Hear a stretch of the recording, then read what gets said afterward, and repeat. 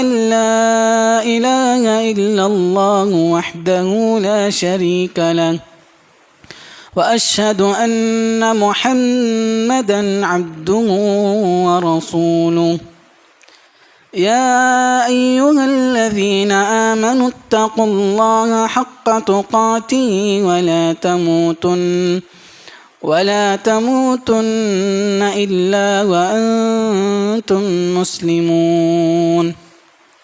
يا أيها الناس اتقوا ربكم الذي خلقكم من نفس واحدة وخلق منها زوجها وبث منهما رجالا كثيرا ونساء. واتقوا الله الذي تساءلون به والأرحام إن الله كان عليكم رقيبا. يا أيها الذين آمنوا اتقوا الله وقولوا قولا سديدا يصلح لكم أعمالكم ويغفر لكم ذنوبكم ومن يطع الله ورسوله فقد فاز فوزا عظيما. أما بعد فإن خير الحديث كتاب الله وخير الهدي هدي محمد صلى الله عليه وسلم وشر الأمور محدثاتها وكل محدثة بدعة وكل بدعة ضلالة وكل ضلالة في النار. أعوذ بالله السميع العليم من الشيطان الرجيم من حمزه ونفخه ونفثه. بسم الله الرحمن الرحيم.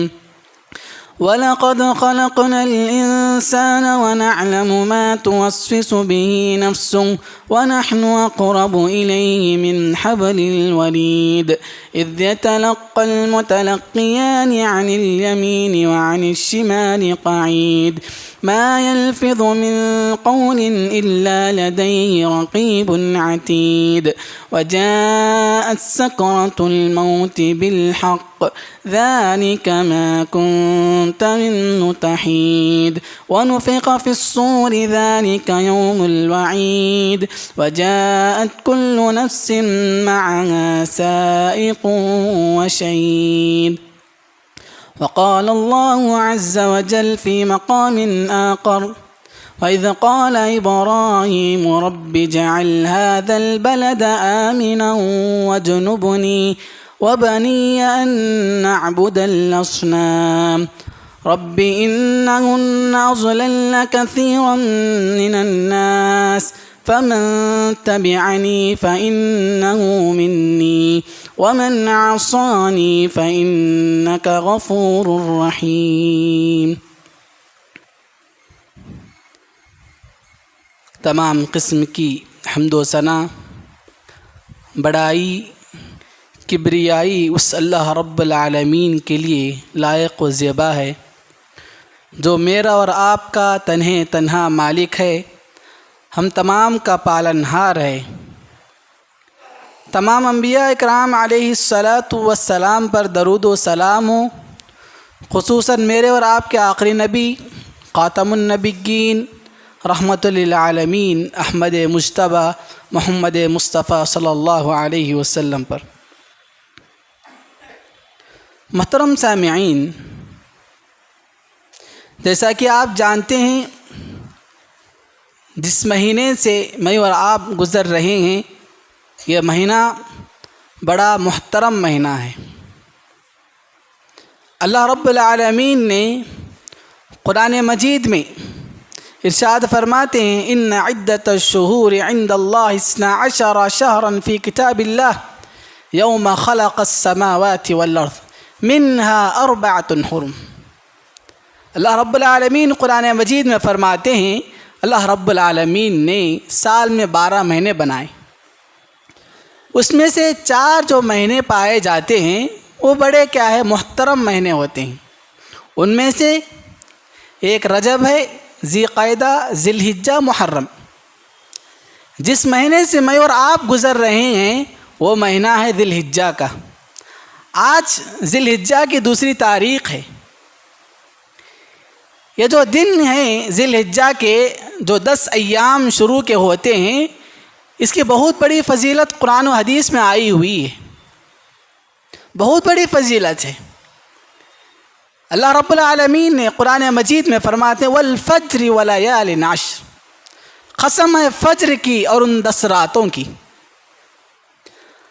اللہ رب العالمین نے ان 10 دنوں کی قرآن مجید میں قسم کھا کر اس کی اہمیت کو اجاگر کیا، بتلایا شریعت کی نظر میں یہ 10 دن کتنی اہمیت کے حامل ہیں، کتنے بڑے بابرکت دن ہیں۔ اور اللہ رب العالمین ان دنوں کے سلسلے میں قسم کھا رہے ہیں والفجر ولیال عشر، قسم ہے فجر کی اور ان 10 راتوں کی۔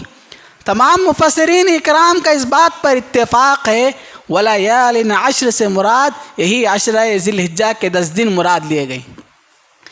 بہت بڑی فضیلت پائی جاتی ہیں۔ اللہ کے نبی صلی اللہ علیہ وسلم ان 10 دنوں کے سلسلے میں فرماتے ہیں بہت سارے ایام ایسے پائے جاتے ہیں، ہاں ان میں سے ایسے 10 ایام ہیں جو اللہ رب العالمین کے نزدیک بہت زیادہ محبوب ہیں۔ جو بندہ اس 10 دنوں میں اعمال کرتا ہے وہ اللہ رب العالمین کو بہت زیادہ پسند ہیں۔ دیکھیے محترم سامعین، ہم جانتے ہیں جیسے ہی رمضان المبارک کا مہینہ ہمارے پاس آتا ہے ہم کیسے استقبال کرتے ہیں، بڑے زور سے، شوق سے، جو جذبہ، ایمانی جذبہ ہمارے اندر جاگ جاتا ہے۔ رمضان جیسے ہی آتے ہیں مسجدیں بھرتی ہیں، ہمارے اندر ایمان میں تازگی آ جاتی ہے، ہم ایسے ایسے اعمال کرتے ہیں جو بقیہ دنوں میں نہیں کرتے تھے۔ صدقہ و خیرات، زکوٰۃ نکالنا، جیسے روزے رکھنا، بہت سارے اعمال جیسے رمضان المبارک کا مہینہ آ جاتا ہے ہمارے اندر ایمان کی وہ چاشنی جاگ جاتی ہے، جاگ اٹھتی ہے۔ ویسے ہی ایک بندہ مومن کو چاہیے جیسے یہ 10 دن شروع ہو جائے وہ جذبہ جو رمضان کے مہینے میں ہمارے اندر پیدا ہوتا ہے وہی جذبہ ان 10 دنوں میں ہونا چاہیے۔ اللہ کے نبی صلی اللہ علیہ وسلم کیا کہہ رہے ہیں؟ اللہ رب العالمین کے نزدیک یہ جو بھی بندہ اعمال کرتا ہے نیک اعمال ان 10 دنوں میں جو اعمال کرے گا وہ اللہ رب العالمین کے ہاں بہت زیادہ محبوب ہیں، بہت زیادہ پسندیدہ ہیں۔ اس لیے جیسے ہم رمضان المبارک کا استقبال کر کے جیسے ہمارے اندر تبدیلیاں آتی ہیں، جیسے ہم نیک اعمال کی طرف آگے بڑھتے ہیں، سبقت لے جاتے ہیں، ویسے ہی ان 10 دنوں میں ہمارے اندر وہ جذبہ پیدا ہونا چاہیے جو کیا ہے ہمارے اندر رمضان المبارک کے آنے سے پیدا ہوتا ہے۔ اسی طرح جیسے ہم رمضان کا استقبال کرتے ہیں ان 10 دنوں کا استقبال بھی ہمارے اندر ویسے ہی ہونی چاہیے، ویسے ہی ہمارے اندر غیر معمولی تبدیلی آنی چاہیے اور اعمال میں تبدیلی آنی چاہیے۔ جیسے ہم نارمل دنوں میں مختصر جو کیا ہے ہمارے اندر جو اعمال پائے جاتے ہیں اس میں زیادہ اعمال کرنا، زیادہ ذکر و اذکار کرنا، سنن و نوافل کا اہتمام کرنا، اگر بندہ چاہے تو 9 دن روزہ بھی رکھ سکتا ہے۔ عشرہ ذی الحجہ کی پہلی تاریخ سے لے کر 9ویں تاریخ تک کیا ہے روزہ رکھنا چاہے تو رکھ سکتا ہے۔ کیوں؟ کیونکہ 10 تاریخ کو کیا ہے عید الاضحیٰ منائی جاتی ہے، اسی لیے بہت بڑے فضیلت کے حامل ہے یہ ایام۔ اللہ کے نبی صلی اللہ علیہ وسلم فرماتے ہیں اگر ایک بندہ مومن کو چاہیے کہ ان دنوں میں اعمال کثرت سے کرنا چاہیے، اس لیے کہ اللہ رب العالمین کے نزدیک محبوب ہیں۔ محترم سامعین، عشرہ ذی الحجہ کا جیسے ہی چاند نظر آ جائے جو بھی حضرات قربانی دینا چاہتے ہیں ان کے لیے ایک پیغام ہے۔ اللہ کے نبی صلی اللہ علیہ وسلم فرماتے ہیں جو بھی بندے قربانی دینا چاہ رہے ان کو چاہیے کہ ناخن کاٹنے سے، بال کاٹنے سے بچنا چاہیے، گریز کرنا چاہیے۔ جیسے اگر آپ کاٹنا بھی چاہتے ہیں تو چاند دکھنے سے پہلے کاٹ سکتے تھے، جیسے ہی چاند نظر آ جائے اللہ کے نبی صلی اللہ علیہ وسلم کی تعلیم ہے ان حضرات کو چاہیے جو بھی قربانی دیتے ہیں، الحمدللہ ہم میں سے اکثر لوگ قربانی دیتے ہیں، ان کو چاہیے کہ وہ اپنے ناخن اور بال کاٹنے سے گریز کریں، بچیں۔ محترم سامعین، جیسے ہی عشرہ ذی الحجہ آ جاتا ہے اس میں 2 چیزیں بڑے اہمیت کی حامل ہوتی ہیں۔ ایک بندہ مومن جب بھی عشرہ ذی الحجہ میں آتا ہے اس میں 2 ایسی عظیم عبادتیں پائی جاتی ہیں۔ ایک ہے عبادت جو فریضہ حج، جن کو اللہ رب العالمین نے استطاعت دی ہے وہ لوگ حج کرتے ہیں۔ ایک حج جو سب سے بڑی عبادت پائی جاتی ہے ان 10 دنوں میں ایک بندہ مومن حج کو ادا کرتا ہے۔ ہاں دوسری جو فضیلت، دوسری اس 10 دنوں میں سب سے بڑی فضیلت جو پائی جاتی ہے وہ یہ ہے قربانی۔ قربانی کی فضیلت، یہ ایسی دو عظیم عبادتیں لیکن 10 دنوں میں کیا ہے شامل ہو جاتی ہیں، آ جاتی ہیں، اسی لیے یہ 10 دن اور بھی زیادہ بابرکت ہو جاتے ہیں اور بھی زیادہ اہمیت کے حامل ہو جاتے ہیں۔ یہ ایسا مہینہ ہے جس میں کیا ہے بہت ساری وہ جو ارکان اسلام کے جو 5 ارکان ہیں، دیکھیے اس میں تمام کی تمام چیزیں اس مہینے میں پائی جاتی ہیں۔ ایک بندہ مومن کلمہ شہادت کا اقرار تو کرتا ہی ہے، اس کے بعد نماز قائم بھی کرتا ہے اور اس کے بعد فریضہ حج ادا کرتا ہے، روزہ بھی رکھتا ہے یوم عرفہ کا، اور جو چوتھی چیز ہے جو لوگ کیا ہے جن پر زکوٰۃ فرض ہے وہ زکوٰۃ بھی ادا کر سکتے ہیں۔ اسلام کے 5 ارکان اگر دیکھا جائے، بنی الاسلام علی خمس، جو اسلام کی بنیاد 5 ارکانوں پر رکھی گئی ہے، 5 چیزوں پر رکھی گئی ہے، وہ 5 چیزیں اس مہینے میں پائی جاتی ہیں۔ اس اعتبار سے یہ مہینہ اور بھی افضلیت کا حامل ہو گیا۔ محترم سامعین، جیسے ہی قربانی کا تذکرہ آتا ہے، جیسے ہی حج کا تذکرہ آتا ہے، ہم حضرت ابراہیم علیہ السلام کو کیا فراموش نہیں کر سکتے، ان کے حیات زندگی کو فراموش نہیں کر سکتے، ان کے حیات زندگی کے جو تجربات ہیں اس کو نہیں چھوڑ سکتے۔ حضرت ابراہیم علیہ السلام کی زندگی ہمارے لیے بڑی عبرت کے حامل ہے، حضرت ابراہیم علیہ السلام کی زندگی ہمارے لیے بڑی اہمیت کے حامل ہے، حضرت ابراہیم علیہ السلام کی جو زندگی ہے وہ ہمارے لیے بڑی اہمیت کے حامل ہے۔ اسی لیے ایک بندہ مومن کو حضرت ابراہیم علیہ السلام جیسے عید الاضحیٰ میں داخل ہو جاتے ہیں، ہر کوئی بندہ مومن یاد ضرور کرتا ہے حضرت ابراہیم علیہ السلام کو۔ ہر عید الاضحیٰ کا جو خطبہ ہوگا اس میں حضرت ابراہیم علیہ السلام کا تذکرہ کیے بغیر وہ خطبہ کیا نامکمل ہوگا۔ اس لیے حضرت ابراہیم علیہ السلام کو جیسے مہینے میں داخل ہو جاتے ہیں حضرت ابراہیم علیہ السلام کو یاد کیا جاتا ہے، اس لیے ان کی زندگی بڑی بابرکت تھی، بڑی پاکیزہ زندگی تھی، بڑی کیا ہے ہمارے لیے عبرتناک زندگی تھی۔ اس لیے حضرت ابراہیم علیہ السلام کا جب کی تذکرہ ہوتا ہے ایک مومن بندہ خوش ہو جاتا ہے۔ کیوں؟ کیونکہ فریضہ حج میں حضرت ابراہیم علیہ السلام کے وہ ایسے مقامات جہاں اگر کوئی بندہ مومن کیا ہے نہیں ٹھہرے گا تو اس کی کیا ہے حج مکمل نہیں ہوگا۔ جیسے ابراہیم جو کیا ہے جو ابراہیم علیہ السلام کا جو یہ مصلی، اس کا وہاں پر 2 رکعت نماز پڑھنا ہوگا طواف کرنے کے بعد۔ اگر کوئی بندہ مومن 2 رکعت نماز نہیں پڑھتا تو اس کا عمرہ ادھورا رہ جاتا ہے۔ اسی لیے ابراہیم علیہ السلام اگر قربانی کے اعتبار سے دیکھا جائے حضرت ابراہیم علیہ السلام کا بڑا کردار ہے، اگر حج کے اعتبار سے دیکھا جائے ابراہیم علیہ السلام کا بڑا کردار ہے۔ محترم سامعین، اللہ رب العالمین نے حضرت ابراہیم علیہ السلام نے جو کارنامے کیے، جو اللہ رب العالمین نے حضرت ابراہیم علیہ السلام کو جیسے آزمایا، ان آزمائشوں کو اللہ رب العالمین نے قرآن مجید میں آیات اور دعاؤں کی شکل میں پیش کیا ہے۔ حضرت ابراہیم علیہ السلام نے اپنی زندگی میں کتنے مشقتیں اٹھائی، کتنے تکلیفیں سہی، کتنے صبر کیے، کتنے آزمائش ابراہیم علیہ السلام پر آئی، ان تمام آزمائشوں کو ابراہیم علیہ السلام سہتے رہے اور کامیاب ہوئے۔ دیکھیے حضرت ابراہیم علیہ السلام نے اپنی زندگی میں کن کن دعاؤں کا اہتمام کیا۔ حضرت ابراہیم علیہ السلام کا تذکرہ ہوتا ہے قربانی کے اعتبار سے ہوتا ہے، ہر اعتبار سے حضرت ابراہیم علیہ السلام کی خصوصیت پائی جاتی ہے۔ ان میں سے حضرت ابراہیم علیہ السلام کی کیا کیا دعائیں تھیں، ابراہیم علیہ السلام نے اپنے رب سے کیا کیا دعائیں مانگی، ان دعاؤں کا تذکرہ سننا بھی ضروری ہے، ان دعاؤں کو یاد کر کے اپنی زندگی میں اپنانا بھی ضروری ہے۔ محترم سامعین، سب سے پہلے جو آیت میں نے آپ کے سامنے پڑھی سورہ ابراہیم کی آیت تھی، اللہ رب العالمین اس آیت کریمہ میں حضرت ابراہیم علیہ السلام کو دعا کو اس طرح نقل کرتا ہے، اذ قال ابراہیم رب اجعل هذا البلد آمنا واجنبنی وبنی ان نعبد الاصنام۔ سب سے پہلے حضرت ابراہیم علیہ السلام نے جس دعا کو اللہ رب العالمین کے سامنے کی وہ کیا دعا تھی؟ اذ قال ابراہیم رب اجعل هذا البلد آمنا، اے پروردگار تو اس شہر کو امن والا بنا، اس شہر کو امن والا بنا۔ کیوں؟ حضرت ابراہیم علیہ السلام نے اپنی بیوی حاجرہ علیہ السلام کو کہاں چھوڑے؟ مکہ کی باغ و بیان میں، ایسی جگہ جہاں کیا ہے کوئی آبادی نہیں، ایسی جگہ حضرت ابراہیم علیہ السلام اپنی بیوی حاجرہ کو چھوڑتے ہیں اور ساتھ میں اپنے لخت جگر حضرت اسماعیل علیہ السلام کو چھوڑتے ہیں، ایک ننھا منا بچہ۔ اس وقت حضرت ابراہیم علیہ السلام چھوٹے بچے تھے، اس وقت ابراہیم علیہ السلام اللہ رب العالمین کے حکم سے اپنی بیوی کو اور اپنے بچے کو ایسی جگہ چھوڑتے جہاں کچھ آبادی نہیں۔ اس وقت ابراہیم علیہ السلام دعا کریں، اذ قال ابراہیم رب اجعل، اے پروردگار تو اس شہر کو امن والا بنا، هذا البلد آمنا۔ کیوں؟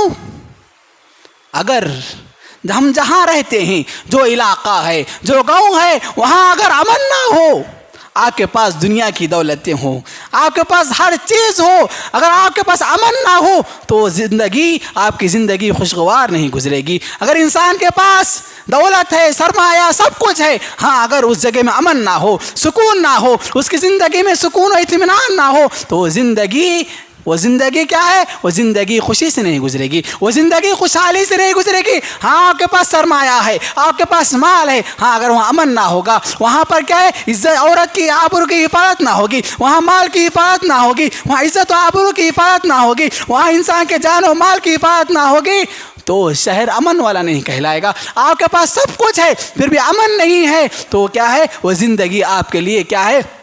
کچھ معنی ہی نہیں رکھتی، کچھ حیثیت ہی نہیں اس زندگی کی۔ ہاں جہاں آپ کے پاس کچھ تھوڑا ہی صحیح، ہاں وہاں پر امن ہے، سکون ہے، اطمینان ہے، تو سمجھیے آپ کے لیے وہ زندگی بہترین زندگی کہلائے گی، وہ آپ کی زندگی خوشحالی کی زندگی کہلائے گی، آپ کی زندگی امن و سکون والی زندگی کہلائے گی۔ جہاں امن نہیں، انسان جہاں پہ بستا ہے، جہاں پہ رہتا ہے، سب سے بنیادی چیز کو، جس چیز کے لیے دیکھتا ہے، کھانے پینے کے لیے نہیں دیکھتا، جو کچھ تلاش نہیں کرتا، ہاں تلاش کرتا ہے تو سب سے پہلے کیا ہے؟ امن۔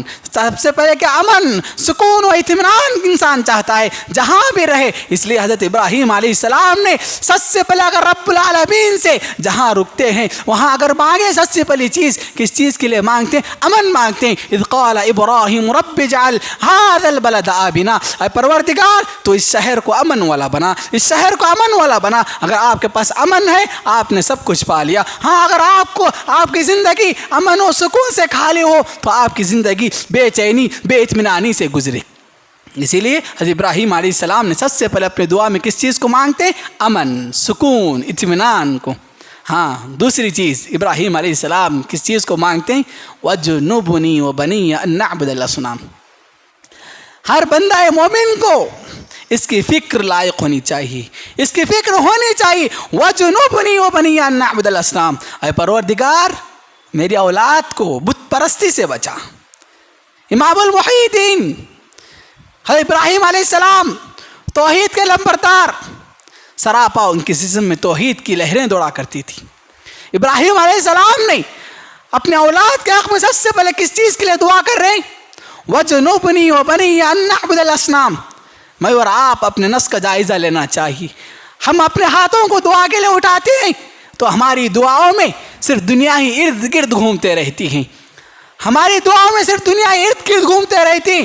ہم اپنی اولاد کے لیے مانگتے ہیں، صرف دنیا ہی ترقی کو مانگتے ہیں، آخرت سے فراموش ہو کر بیٹھتے ہیں۔ ہاں ایک بندہ مومن کو چاہیے، ہاں مانگنا چاہیے، ہر چیز اللہ رب العالمین سے مانگنی چاہیے، دنیا بھی مانگنی چاہیے، آخرت بھی مانگنی چاہیے۔ ایک بندہ مومن کو چاہیے کہ اپنے اولاد کی سب سے زیادہ فکر آخرت کی ہونی چاہیے۔ آپ اپنے اولاد کے لیے دعا کر رہے ہیں تو سب سے پہلے کس چیز کی دعا ہونی چاہیے؟ اے اللہ میرے بچے کو کیا ہے تو آخرت میں کیا ہے نجات دے دے، دنیا کے ہر طرح کے فتنے سے محفوظ رکھ، اسے لے کے دنیا اور آخرت میں دونوں کی کامیابی کر۔ اس طرح کی دعائیں ہونی چاہیے، یہ نہیں کہ ہم اپنے بچوں کے لیے صرف دنیا ہی مانگے، دنیا میں جتنے بڑے بڑے پوسٹ ہیں اس کو مانگے اور دنیا میں جتنی ترقیاں ہیں اپنے بچوں کے لیے مانگتے ہیں۔ اس طرح نہیں، ہم دوسرا پہلو دیکھا جائے تو آخرت کے کچھ بھی خیال نہیں کرتے اپنے اولاد کے حق میں۔ اے اللہ تو میرا اولاد کو تو کیا ہے بت پرستی سے بچا، شرک سے بچا، درگاہ پرستی سے بچا، ہر طرح کے شرک کے آلودیوں سے بچا۔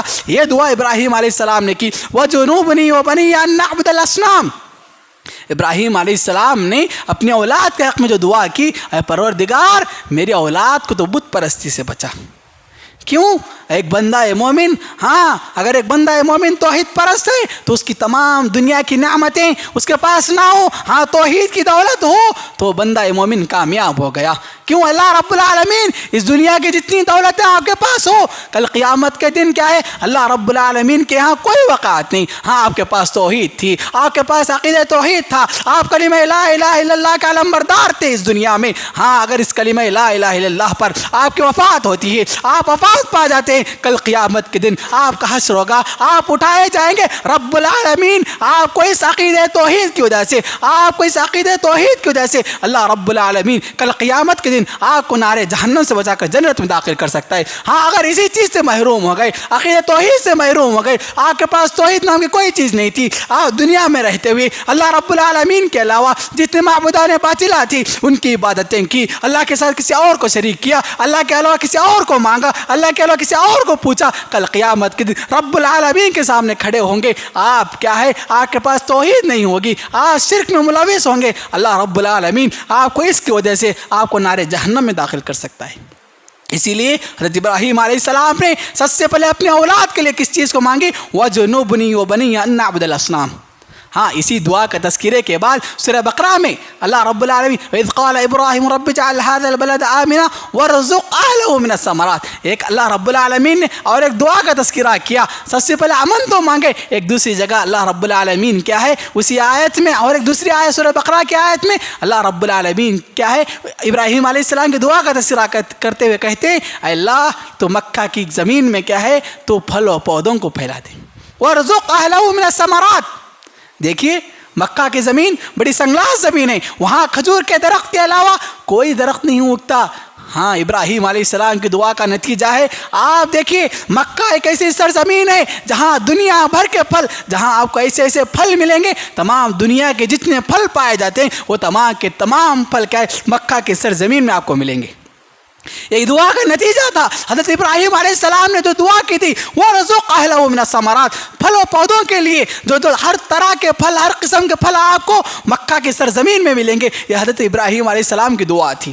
ہاں وہاں پر پھل نہیں اگتے لیکن ہاں دعا کی وجہ سے ہر طرح کے شہر، ہر طرح کے ملک سے دیکھیں ہر قسم کے پھل وہاں پر پہنچتے ہیں، یہ حضرت ابراہیم علیہ السلام کی دعا کا نتیجہ ہے وَارْزُقْ أَهْلَهُ مِنَ الثَّمَرَاتِ۔ محترم سامعین، ابراہیم علیہ السلام نے بہت ساری دعائیں کی، ایک دعا یہ بھی تھی کہ ابراہیم علیہ السلام ایک چیز ہوتی ہے دین پر چلنا، دین پر چلنا، دین پر ہر کوئی چلتا ہے، ہاں اس پر استقامت ہونا بہت ضروری ہے، اس پر استقامت ہونا بہت ضروری ہے، اس پر قائم رہنا مرتے دم تک، ورنہ دیکھیے کتنے ایسے مسئلے پیش آتے ہیں۔ یہ آج مسلمان تھا، کئی دن تک مسلمان حالت اسلام میں تھا، بعد میں کئی ایسے واقع فتنے ہوئے، فتنہ ارتداد، دین چھوڑ کر ایک بندہ کیا ہے، ایک عورت، ایک مسلمان مرد، ایک مسلمان عورت جو دائر اسلام میں تھی، چند دن قبل ہوئے، یہ چند دن گزرے ہی نہیں کہ وہ دائر اسلام چھوڑ کر کفر میں داخل ہو گئے، کتنے ایسے واقعات رونما ہو رہے ہیں۔ ہاں اسی لیے دین پر استقامت بہت ضروری ہے۔ ابراہیم علیہ السلام نے جو دعا کی ربنا وجعلنا مسلمین لک من ذریتنا امتا مسلمۃ لک، ابراہیم علیہ السلام دعا کرتے ہیں اے پروردگار ربنا وجعلنا مسلمین لک ومن ذریتنا امتا مسلمۃ لک، اے پروردگار تو مجھے بھی فرما بردار بنا، ہمیں بھی فرما بردار بنا اور میری ذریت کو بھی۔ دعا کا طریقہ دیکھیے، ابراہیم علیہ السلام اپنے لیے دعا نہیں کیے، صرف اپنے لیے دعا نہیں کرے ابراہیم علیہ السلام، اپنی آنے والی نسل کے لیے، اپنی آنے والی نسل کے لیے بھی دعا کریں ربنا وجعلنا مسلمین لک ومن ذریتنا، اے پروردگار تو مجھے بھی فرما بردار بنا، میری ذریت جو آنے والی ہے، میرے سے جو نسل آئے گی اسے بھی فرما بردار بنا۔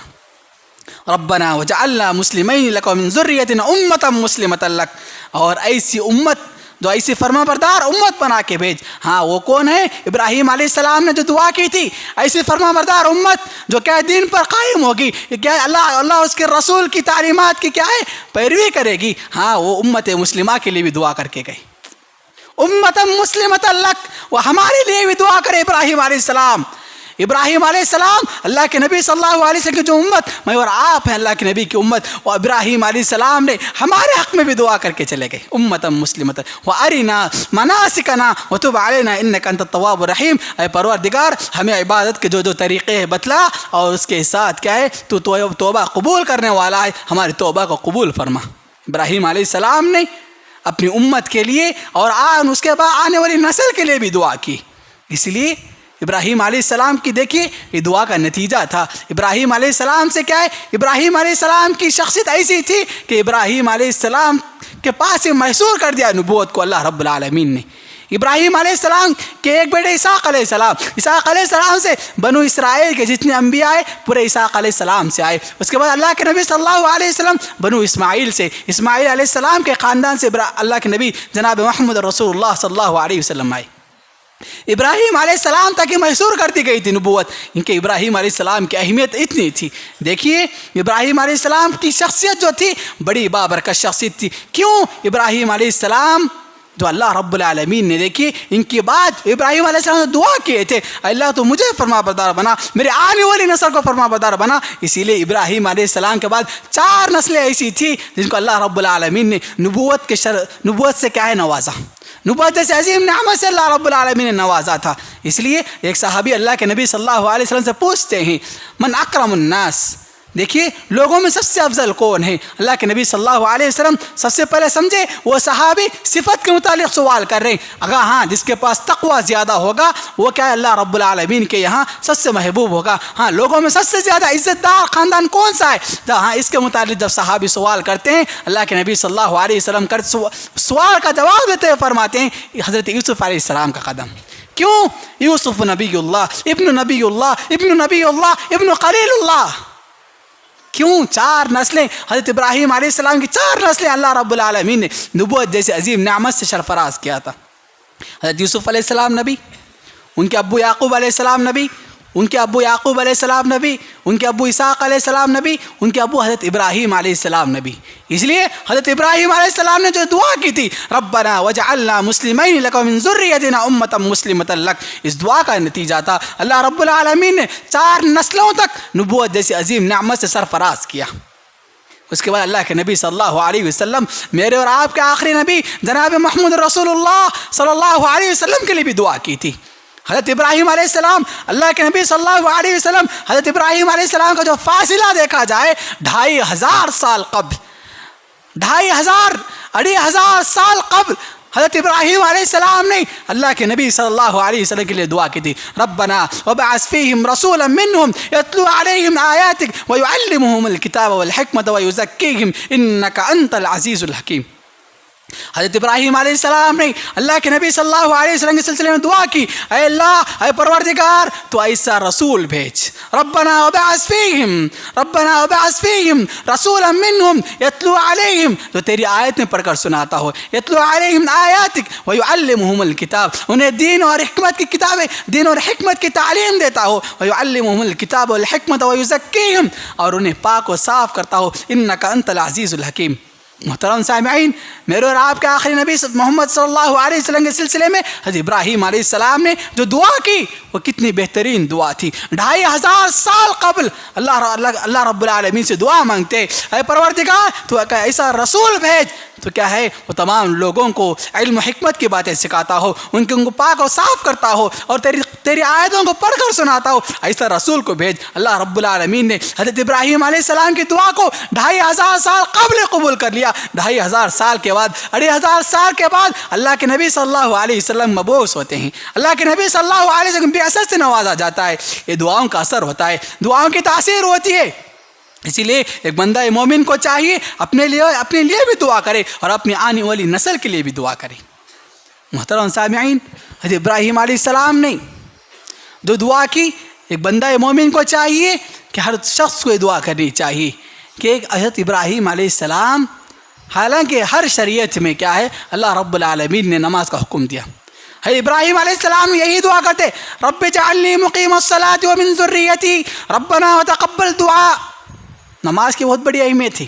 اللہ رب العالمین نے ہر شریعت میں ہر نبی کو حکم دیا نماز پڑھنے کا۔ ہاں نماز کا طریقہ الگ تھا، لیکن ہاں نماز پڑھنے کا ہر شریعت میں حکم دیا اللہ رب العالمین نے۔ اس لیے ابراہیم علیہ السلام نے جو دعا کی رب اجعلنی مقیم الصلاۃ ومن ذریتی، اے پروردگار سب سے پہلے مجھے نمازی بنا، سب سے پہلے مجھے نمازی بنا، اس کا میری ذریت کو بھی تو نمازی بنا۔ کتنی بہترین دعائیں۔ دیکھیے آپ اپنے گھر میں ایک فرد نماز پڑھتا ہے، گھر والے نماز نہیں پڑھتے، آپ نمازی نہیں کہلاؤ گے، آپ نمازی نہیں کہلاؤ گے۔ ہاں بیوی پڑھتی ہے، شوہر نہیں پڑھتا، شوہر پڑھتا ہے بیوی نہیں پڑھتی، ہاں ماں باپ دونوں پڑھتے ہیں، بچے نہیں پڑھتے، اس طرح کے گھر کو نمازی والا گھر نہیں کہا جاتا۔ اس لیے ابراہیم علیہ السلام نے ہر فرد کو چاہیے کہ اپنے گھر والوں کو نماز کا حکم دے۔ ابراہیم علیہ السلام نے دیکھیے خاص رب العالمین سے جو دعا کی، رب اجعلنی مقیم الصلاۃ ومن ذریتی، اے پروردگار تو مجھے بھی نمازی بنا، میرے اولاد کو نمازی بنا، میری ذریت کو نمازی والا بنا۔ حضرت ابراہیم علیہ السلام نے جو دعا کی تھی، ہاں اسماعیل علیہ السلام نے بھی دعا کی۔ یہ نتیجہ تھا دعا کا۔ ابراہیم علیہ السلام کی اولاد حضرت اسماعیل علیہ السلام بھی ہے۔ اسماعیل علیہ السلام کا اللہ رب العالمین قرآن مجید میں تذکرہ کرتے، وَاذْكُرْ فِي الْكِتَابِ إِسْمَاعِيلَ إِنَّهُ كَانَ صِدِّيقًا نَبِيًّا وَكَانَ يَأْمُرُ أَهْلَهُ بِالصَّلَاةِ۔ صفت بتلائی گئی حضرت اسماعیل علیہ السلام کے متعلق۔ اللہ رب العالمین کیا کہہ رہے ہیں؟ وَاذْكُرْ فِي الْكِتَابِ إِسْمَاعِيلَ، اے اللہ کے نبی آپ حضرت اسماعیل علیہ السلام کا تذکرہ کیجئے۔ انہو کان صدیقا نبیا، بے شک وہ سچے نبی تھے، پکے اور سچے نبی تھے۔ انہو کان صدیقا نبیا، ہاں اتنا ہی نہیں، وکان یأمر اہلہ بالصلاۃ، اس کی تعلیم ہر گھر میں ہونی چاہیے۔ حضرت اسماعیل علیہ السلام نے اپنے گھر والوں کو کیا تعلیم دی؟ وَكَانَ يَأْمُرُ أَهْلَهُ بِالصَّلَاةِ، اپنے گھر والوں کو تعلیم کس کی دی؟ نماز کی تعلیم دی، نماز کا حکم دیتے رہے اپنے گھر والوں کو۔ ہر فرد کو چاہیے اب سب سے پہلے نمازی بنے، سب سے پہلے اپنے آپ کو نمازی بنائے، اس کے بعد اپنے گھر والوں کو نماز پڑھنے کے لیے حکم دے۔ آپ خود نمازی نہیں، آپ اپنے اولاد کو نماز پڑھنے کا حکم دیں گے، اولاد کہے گی آپ خود نماز نہیں پڑھتے میں کیسے نماز پڑھوں۔ بیوی سے کہیں گے آپ بے نمازی ہے، بیوی آپ کو جواب دے گی آپ نماز نہیں پڑھتے میں کیسے نماز پڑھوں۔ ہاں آپ نمازی بن جاؤ گے، آپ نمازی بن جاؤ گے، آپ کی بات ضرور مانی جائے گی۔ ابراہیم علیہ السلام نمازی تھے، اسماعیل علیہ السلام بھی نمازی تھے، اسماعیل علیہ السلام نمازی تھے، اس لیے اسماعیل علیہ السلام اپنے کیا ہے گھر والوں کو نماز کا حکم دے رہے۔ ہاں آپ نمازی بن جاؤ، آپ نماز کا حکم دو، انشاءاللہ اس گھر میں اثر پیدا ہوگا، آپ کی بات مانی جائے گی، اللہ رب العالمین آپ کی بات میں تاثیر رکھے گا۔ ہاں اگر آپ نماز نہیں پڑھیں گے، اگر آپ نماز کا حکم دیں گے، آپ کی بات کیسے مانی جائے گی؟ آپ خود بے نمازی ہے، آپ اپنے گھر والوں کو بے نمازی ہو کر نمازی بنانا چاہو گے، نمازی نہیں بن سکتی، اپنا خاندان نمازی نہیں بن سکتا۔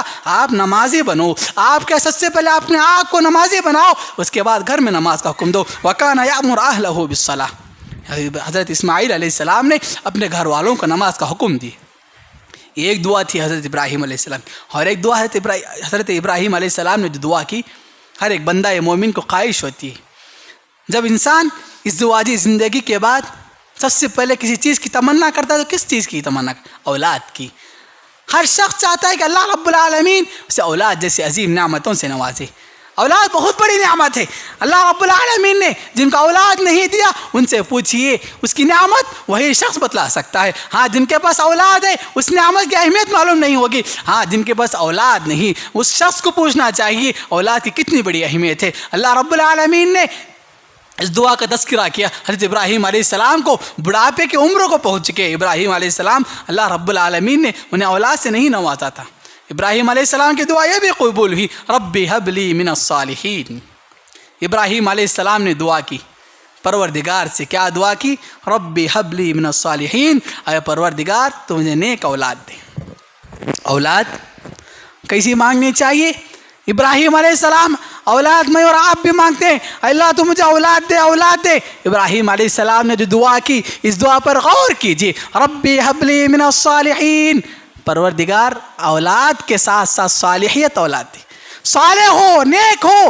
اگر اولاد نیک ہوگی، صالح ہوگی، آپ کے لیے سکون و اطمینان کا ذریعہ بنے گا۔ ہاں ہم بھی دعائیں کرتے ہیں، ہمارے دعاؤں میں دیکھیے ابراہیم علیہ السلام کی بڑی مختصر، انبیاء کی جو دعائیں ہوا کرتی تھی بڑی مختصر ہوا کرتی تھی، اس میں بڑا جامع اثر ہوا کرتا تھا، بڑا پر اثر دعائیں ہوا کرتی تھی، اور ہماری دعائیں گھنٹے گھنٹے ہوا کرتی ہے۔ کیوں؟ ہمارے رزق میں کیا ہے؟ حرام کی چیزیں شامل ہو گئی، ہماری بے رغبتی ہو گئی دین سے۔ اس کے بعد جب ہمارے درمیان پریشانیاں مصیبتیں آتی ہیں، رب العالمین کے سامنے گھنٹے گھنٹے بیٹھ کر جو مانگتے ہیں وہ دعاؤں میں کچھ بھی اثر نہیں رہتا۔ ہاں ابراہیم علیہ السلام کی بڑی مختصر دعا عرش الہی کو جا کر چھوتی ہے، رب ہب لی من الصالحین۔ اللہ رب العالمین سے دعا مانگتے، اے پروردگار تو مجھے نیک اور صالح اولاد دے۔ اللہ رب العالمین ابراہیم علیہ السلام کا اولاد عطا کرتا ہے حضرت اسماعیل علیہ السلام کے ذریعے۔ حضرت اسماعیل علیہ السلام کتنے نیک اور صالح اللہ رب العالمین نے اولاد عطا کیا، اور بھی نبی۔ حضرت اسماعیل علیہ السلام بھی نبی بنے، اللہ رب یہ ابراہیم علیہ السلام کی دعا کا اثر تھا. ابراہیم علیہ السلام نے دعا مانگی, نیک اولاد کو مانگا ابراہیم علیہ السلام نے. ہاں میری اور آپ کی دعائیں کب ہوتی؟ اولاد کے نیک ہونے کے سلسلے میں کب ہوتی ہیں میری اور آپ کی دعائیں؟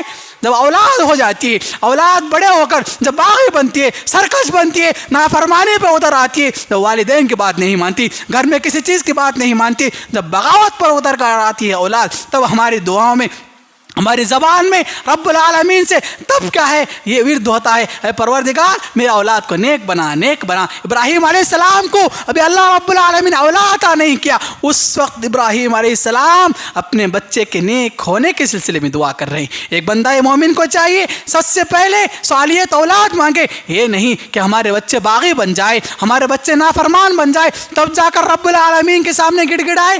یہ دعا کا طریقہ نہیں. ابراہیم علیہ السلام نے دعا کا طریقہ بتلایا. جب تم اولاد مانگتے ہو رب العالمین سے کیسے مانگنی چاہیے؟ نیک صالح اولاد مانگنی چاہیے. رب حب لی من الصالحین, اے رب العالمین, اے پروردگار تو مجھے نیک اور صالح اولاد عطا کر.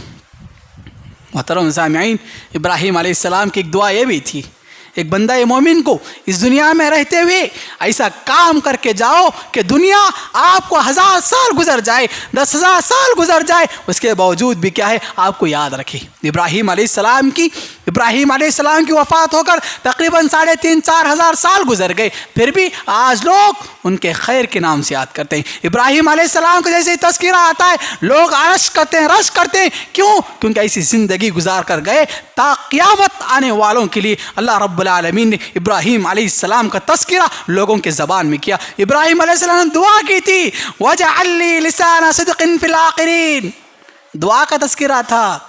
دعا کی ابراہیم علیہ السلام. ہاں ایک بندہ مومن کو ایسے خیر کے کام کر کے جانا چاہیے. آپ گزر کے 100 سال ہو جائے, صدیاں گزر جائے, پھر بھی لوگ آپ کو خیر کے نام سے یاد کرے. ایسی زندگی گزار کے جاؤ. ابراہیم علیہ السلام نے ایسی زندگی گزار کے گئی اور دعا کیا رب العالمین سے, وَجَعَلْ لِي لِسَانَ صِدْقٍ فِي الْآخِرِينَ, اے پروردگار تو لوگوں کے زبان میں میرے لیے خیر کی کیا باقی رکھ.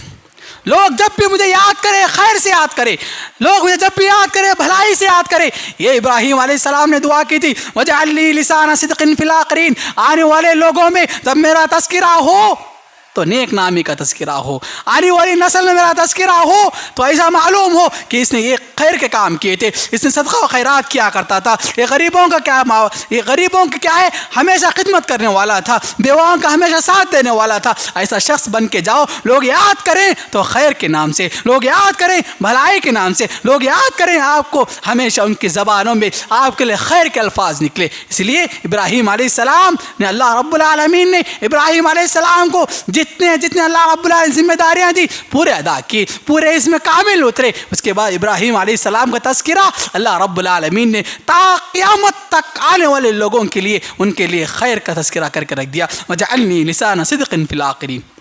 اسی لیے ایک بندہ مومن کو جب بھی زندگی گزارے پاک دامنی کی زندگی گزار کے جائے, لوگ یاد کرے تو آپ کو خیر کے نام سے یاد کریں. محترم سامعین, ابراہیم علیہ السلام نے ایک دعا یہ بھی کی تھی. ابراہیم, ہر ایک بندہ مومن چاہتا ہے کہ اس کا خاتمہ جب بھی ہو اچھا ہو, جب بھی خاتمہ ہو اچھا ہو. انسان جب مرنا چاہتا ہے, مرنے کے بعد جب اٹھایا جائے اس کی یہ کیا ہوتا ہے, اس کے اندر ارادہ ہوتا ہے کہ اللہ رب العالمین مجھے نیک لوگوں میں اٹھائے, صالح لوگوں میں اٹھائے. اس لیے ابراہیم علیہ السلام نے دعا کی تھی, رب حب لی حکما والحقنی بالصالحین, اے پروردگار تو میرے لیے کیا ہے بہترین فیصلہ کرنے والا بنا. رب حب لی حکما والحقنی بالصالحین, یہ دعا والحقنی بالصالحین. ابراہیم علیہ السلام نے دعا کی, حسن خاتمے کی, اور ساتھ میں کیا دعا کی ابراہیم علیہ السلام نے, اے پروردگار کل قیامت کے دن تو مجھے اٹھائے گا تو نیک لوگوں میں اٹھا, صالح لوگوں میں اٹھا. والحقنی بالصالحین. دیکھیے یہ جو دنیا کی جو رسوائی ہوتی ہے محلے تک, گلی تک, یہ 2 محلے 3 محلے, زیادہ سے زیادہ ایک گاؤں تک, آپ اپنے گاؤں میں رسوا ہوں گے زیادہ سے زیادہ. ابراہیم علیہ السلام اسی لیے مانگ رہے کل قیامت کے دن جو حشر ہوگا, آدم علیہ السلام سے لے کر کل قیامت تک کتنی نسلیں آئیں گی, وہ تمام نسلوں کو اللہ رب العالمین روز محشر میں جمع کرے گا، اس دن پروردگار تو مجھے رسوا مت کر، ولا تخزنی یوم یبعثون، اے پروردگار کل قیامت کے دن آدم علیہ السلام سے لے کر قیامت تک تمام لوگ جمع ہوں گے، اس دن تو مجھے کیا ہے، اس روز محشر تمام لوگ جمع ہوں گے، اس دن تو مجھے رسوا مت کر، ولا تخزنی یوم یبعثون، ہاں پروردگار کل قیامت کے دن تمام لوگ تو لوگوں کو اٹھائے گا، اس دن تو مجھے نیکوکاروں میں سے اٹھا، وَأَلْحِقْنِي بِالصَّالِحِينَ، صالح لوگوں میں میرا شمار کر۔ دعا کی ابراہیم علیہ السلام۔ ایک بندہ مومن کو چاہیے ہمیشہ اے پروردگار کل قیامت قائم ہوگی تو مجھے نیک لوگوں میں شامل کر، صالح لوگوں میں شامل کر۔ تمام لوگ انبیاء اکرام کی دعائیں تھی، یہ دعا تمام انبیاء اکرام علیہ السلام کیا کرتے تھے، اے پروردگار کل قیامت کے دن روز محشر تو ہمیں اٹھائے گا، نیک لوگوں میں شامل کر، نیک لوگوں میں شامل کر۔ اس لیے کل قیامت کے دن رسوائی ہوگی، بڑی بدترین رسوائی ہوگی، اس لیے ابراہیم علیہ السلام کریں ولا تخزنی یوم یبعثون، اے پروردگار تو مجھے رسوا مت کر، تو مجھے رسوا مت کر یوم یبعثون، کل قیامت کے دن جب تو لوگوں کو اٹھائے گا، تمام کے تمام لوگ جمع ہوں گے، اس دن مجھے رسوائی پسند نہیں۔ ابراہیم علیہ السلام نے دعا کی، ابراہیم علیہ السلام کی پوری دعائیں قبول ہوئی، ایک دعا ابراہیم علیہ السلام کی قبول نہیں ہوئی، ربنا اغفر لی ولوالدی ویوم یقوم الحساب۔